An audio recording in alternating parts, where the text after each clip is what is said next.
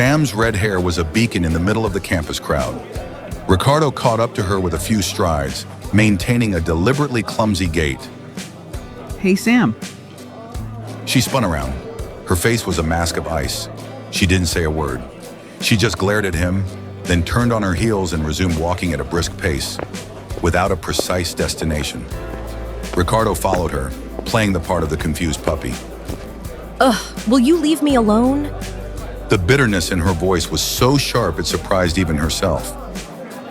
What's gotten into you? He insisted, spreading his arms in a gesture of fake total bewilderment.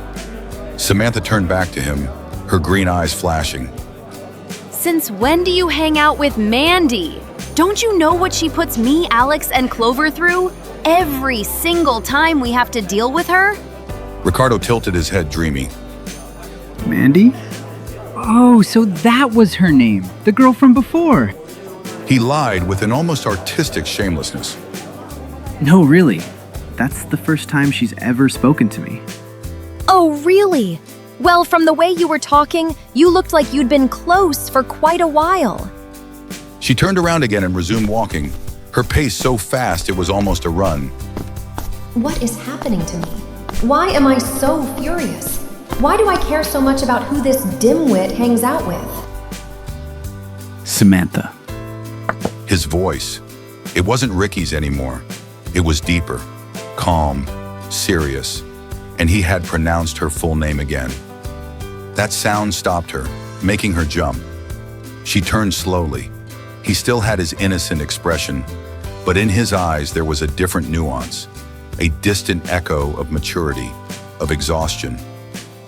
I'm sorry if I somehow made you angry, even though I don't quite understand why. If that girl causes problems for you, then I'll ignore her, if it makes you happy. After all, we're on the same team. I don't want to cause you more trouble than I already do during missions. Anyway, I'm sorry. The words hit her like a wave, extinguishing the fire of her anger, and leaving in its place only ashes and a deep sense of guilt. No, I'm sorry, Ricky. I overreacted. You didn't know Mandy. You couldn't have known. And anyway, you're free to hang out with whoever you want. She looked at him, and for the first time, her eyes weren't those of a spy analyzing a colleague, but those of a girl feeling genuinely embarrassed. Ricardo felt his defenses crumble. Keeping the mask on in front of that look was the greatest effort of his day, and he lost. A sentence slipped out, directed from the heart and not the brain. Well, I like hanging out with you. He bit his tongue a second too late. Sam's gaze went from guilt to pure curiosity. Ricardo felt the blood rush to his face, taking on various shades of red in rapid succession. I mean, like, as a team, together, with Clover and Alex, so I can learn from you guys and improve. That's what I meant. And this time, his clumsiness wasn't an act. It was authentic, pure, and desperate. Samantha stared at him for a second, the corner of her mouth curling upward. Then a smile lit up her face, and finally she laughed. A genuine, crystalline, amused laugh. For Ricardo, that sound was a revelation. It was more beautiful than any symphony he had ever heard. It was the first time he had heard her truly laugh, and he was the cause.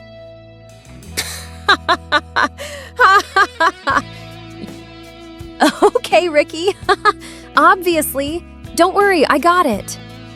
She smiled at him again, a smile so open and sincere that Ricardo felt the desire to stop time so he could imprint it in his memory like a portrait.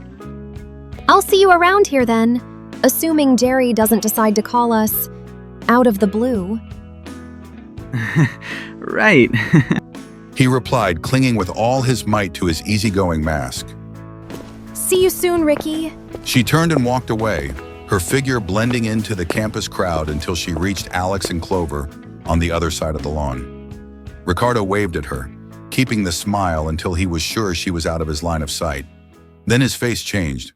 The smile vanished, giving way to a melancholic, almost pained expression. Forgive me, Sam. He whispered to the wind. His gaze hardened, returning to that of the soldier, the professional. He was an agent on a mission. It was the life he had chosen, and in that life, there was no room for daydreams.